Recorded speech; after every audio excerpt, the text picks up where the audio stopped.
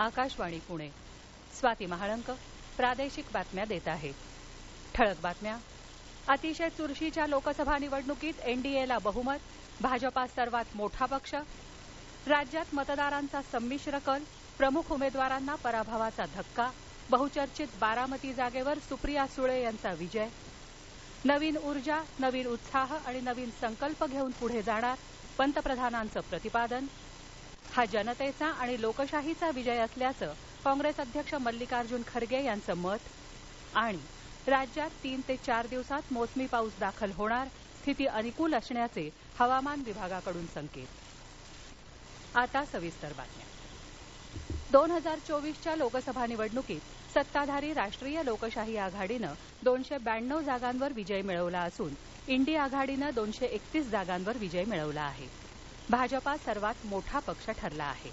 आतापर्यंत हाती आलेल्या निकालांनुसार प्रमुख राष्ट्रीय पक्षांचं संख्याबळ असं आहे: भारतीय जनता पक्ष 240, काँग्रेस पक्ष 98, समाजवादी पक्ष 37, तृणमूल काँग्रेस 29, द्रमुक 22, तेलुगू देसम 16 आणि इतर 18 उमेदवार विजयी झाले आहेत. पंतप्रधान नरेंद्र मोदी वाराणसीमधून, गृहमंत्री अमित शहा गांधीनगरमधून, संरक्षण मंत्री राजनाथ सिंह लखनौमधून तर काँग्रेस नेते राहुल गांधी वायनाड आणि रायबरेलीमधून विजयी झाले आहेत. अभिनेत्री कंगना राणावत हिमाचल प्रदेशातल्या मंडी इथून तर अनुराग सिंग ठाकूर हमीरपूर मतदारसंघातून आणि अभिनेत्री हेमा मालिनी मथुरा इथून विजयी झाले आहेत. केंद्रीय मंत्री स्मृती इराणी यांना मात्र अमेठी मतदारसंघामध्ये पराभव पत्करावा लागला. काही राज्यनिहाय निकाल असे आहेत: अंदमान निकोबारमधली एकमेव जागा भाजपानं जिंकली आहे. आंध्र प्रदेशात वायएसआर काँग्रेस पक्षानं 4 जागा जिंकल्या असून भाजपानं 3 जागा मिळवल्या आहेत. अरुणाचल प्रदेशातल्या 2ही जागांवर भारतीय जनता पार्टीचे उमेदवार निवडून आले आहेत. आसाममध्ये 14 जागांपैकी 9 ठिकाणी भाजपानं विजय मिळवला असून काँग्रेसला 3 जागा मिळाल्या आहेत. बिहारमध्ये भाजपा आणि संयुक्त जनता दलामध्ये चुरस दिसून आली. भाजपानं 11 तर संयुक्त जनता दलानं 12 जागांवर विजय मिळवला. गुजरातमध्ये भाजपानं निर्विवाद वर्चस्व राखत 25 जागा पटकावल्या आहेत. काँग्रेसला 1 जागेवर समाधान मानावं लागलं. मध्य प्रदेशात देखील सर्व 29 जागांवर भाजपानं विजयी पताका फडकवली आहे. उत्तर प्रदेशात भारतीय जनता पार्टीच्या पक्षाला समाजवादी पक्षानं अटीतटीची झुंज देत 37 जागांवर विजय मिळवला. भाजपाला 33 जागा मिळाल्या. राजस्थानात भाजपानं 14 जागांवर विजय मिळवला असून हरियाणामध्ये भाजपा 5 तर काँग्रेस पक्षानं 4 जागांवर विजय मिळवला आहे.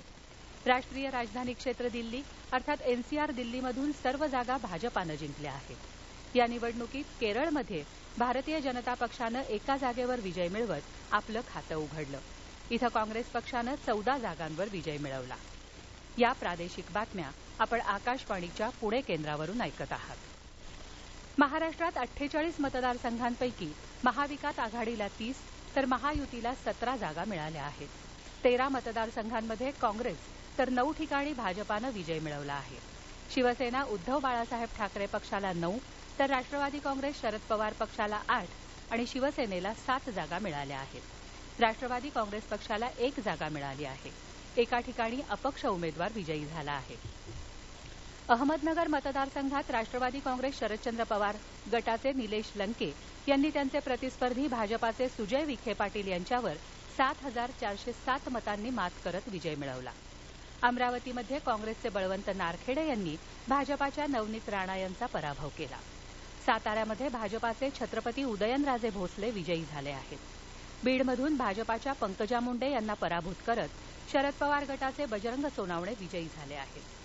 प्रतिष्ठेच्या ठरलेल्या बारामती मतदारसंघात राष्ट्रवादी शरदचंद्र पवार पक्षाच्या सुप्रिया सुळे यांनी राष्ट्रवादी काँग्रेस पार्टीच्या सुनेत्रा पवार यांचा पराभव करत विजय मिळवला. नाशिक मतदारसंघातून शिवसेना उद्धव बाळासाहेब ठाकरे गटाचे राजाभाऊ वाजे निवडून आले आहेत. महायुतीच्या डॉक्टर भारती पवार दिंडोरी इथून तर हेमंत गोडसे नाशिकमधून पराभूत झाले. बुलढाणा मतदारसंघात शिवसेना शिंदे गटाचे उमेदवार प्रतापराव जाधव यांनी त्यांचे निकटचे प्रतिस्पर्धी शिवसेना उद्धव बाळासाहेब ठाकरे पक्षाचे नरेंद्र खेडेकर यांचा पराभव केला. रत्नागिरी सिंधुदुर्ग मतदारसंघामध्ये भाजपाचे उमेदवार नारायण राणे विजयी झाले आहेत. नंदुरबार लोकसभा मतदारसंघात काँग्रेसचे उमेदवार गोवाल पाडवी यांनी भाजपाच्या हिना गावित यांना पराभूत केलं. पालघर मतदारसंघात भाजपाचे उमेदवार हेमंत सावरा यांना विजयी घोषित करण्यात आलं आहे. जालना मतदारसंघात भाजपाचे विद्यमान खासदार रावसाहेब दानवे यांना पराभव पत्करावा लागला. काँग्रेसचे कल्याण काळे यांनी त्यांच्यावर मात केली. उत्तर मुंबई मतदारसंघात भाजपाचे उमेदवार पियुष गोयल विजयी झाले. मात्र उत्तर मध्य मुंबईत भाजपाचे उज्ज्वल निकम यांना पराभव पत्करावा लागला. दक्षिण मुंबई मतदारसंघात शिवसेना उद्धव बाळासाहेब ठाकरे गटाचे अरविंद सावंत विजयी झाले, तर दक्षिण मध्य मुंबईत अनिल देसाई यांना विजयी घोषित करण्यात आलं आहे. रायगड मतदारसंघात राष्ट्रवादी काँग्रेस पक्षाचे सुनील तटकरे यांनी शिवसेना उद्धव बाळासाहेब ठाकरे पक्षाचे अनंत गीते यांच्यावर 82,784 मतांनी विजय मिळवला. ठाणे मतदारसंघात शिवसेनेचे नरेश म्हस्के विजयी झाले आहेत. सांगली इथं अपक्ष उमेदवार विशाल पाटील 1 लाखांहून अधिक मतांनी विजयी झाले. बारामती मतदारसंघात सुप्रिया सुळे तर मावळ मतदारसंघामध्ये शिवसेना शिंदे गटाचे श्रीरंग बारणे विजयी झाले.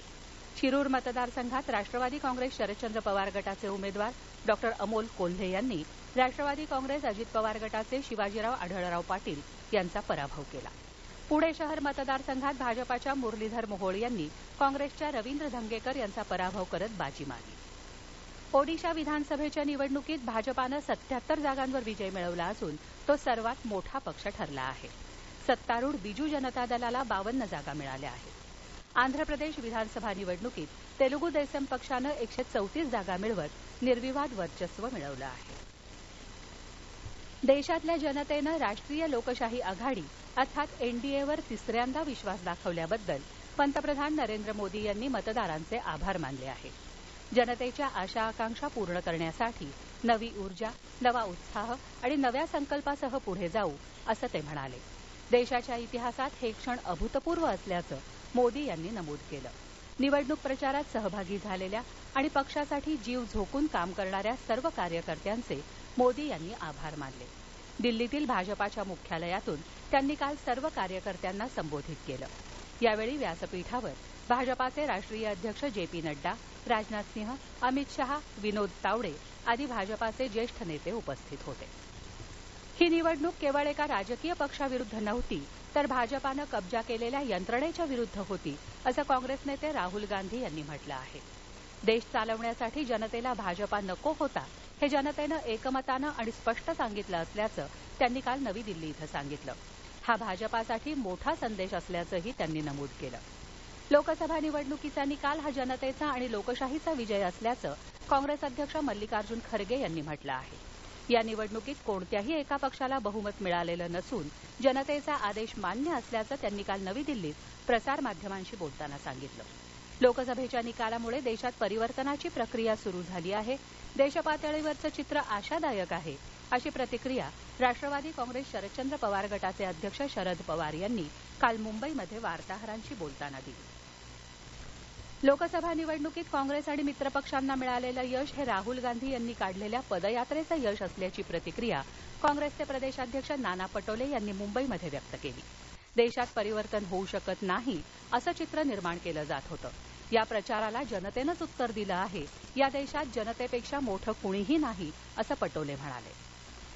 देशात नक्की कोणाबरोबर जायला हवं हे महाराष्ट्रातल्या जनतेनं दाखवून दिलं आहे. राम मंदिर बांधून सुद्धा अयोध्येमध्ये भाजपाचा उमेदवार पराभूत होतो. यावरून देशामध्ये मंदिरांबाबत आस्था आहे, पण लोक त्यासाठी मतं देत नाहीत, हेच यामधून स्पष्ट झालं, असं मत राष्ट्रवादी काँग्रेस शरदचंद्र पवार गटाचे प्रदेशाध्यक्ष जयंत पाटील यांनी माध्यमांशी बोलताना व्यक्त केलं. हिंदुस्थान एरोनॉटिक्स कंपनीचं सुखोई लढाऊ विमान तांत्रिक बिघाडामुळे काल नाशिक जिल्ह्यातल्या निफाड तालुक्यातल्या शिरसगाव इथं एका द्राक्ष बागेत कोसळलं. विमानातल्या दोन्ही चालकांनी प्रसंगावधान राखत हवाई छत्रीमधून उडी घेतल्यानं ते दुर्घटनेमधून बचावले. हवामान. नैऋत्य मोसमी पाऊस मध्य अरबी समुद्राचा आणखी काही भाग तसंच गोव्यामध्ये पुढे सरकला आहे. येत्या 3 ते 4 दिवसात राज्यात मोसमी पाऊस दाखल होण्यासाठी स्थिती अनुकूल असण्याची शक्यता हवामान विभागानं वर्तवली आहे. आज कोकण किनारपट्टीवर सोसाट्याच्या वारासह पाऊस पडण्याची शक्यता असून मध्य महाराष्ट्र, मराठवाडा आणि विदर्भामध्ये तुरळक ठिकाणी पावसाचा अंदाज हवामान विभागानं वर्तवला आहे. शेवटी पुन्हा एकदा ठळक बातम्या. अतिशय चुरशीच्या लोकसभा निवडणुकीत एनडीएला बहुमत, भाजपा सर्वात मोठा पक्ष. राज्यात मतदारांचा संमिश्र कल, प्रमुख उमेदवारांना पराभवाचा धक्का. बहुचर्चित बारामती जागेवर सुप्रिया सुळे यांचा विजय. नवीन ऊर्जा, नवीन उत्साह आणि नवीन संकल्प घेऊन पुढे जाणार पंतप्रधानांचं प्रतिपादन. हा जनतेचा आणि लोकशाहीचा विजय असल्याचं काँग्रेस अध्यक्ष मल्लिकार्जुन खरगे यांचं मत. आणि राज्यात 3 ते 4 दिवसात मोसमी पाऊस दाखल होणार, स्थिती अनुकूल असल्याचे हवामान विभागाकडून संकेत. आकाशवाणी पुणे केंद्रावरचं प्रादेशिक बातमीपत्र संपलं. नमस्कार.